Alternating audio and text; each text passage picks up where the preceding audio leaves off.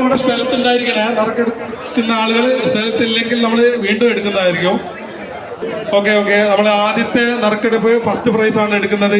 25 litre petrol അല്ലെങ്കിൽ diesel ഒരാൾക്കാണ്. Okay നമ്മൾ start ചെയ്യാണ്. കറക്കണം കറക്കിയിട്ട്.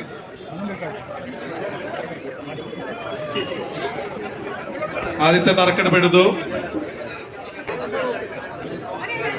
റജുല എം, ചേന്നമംഗലൂർ.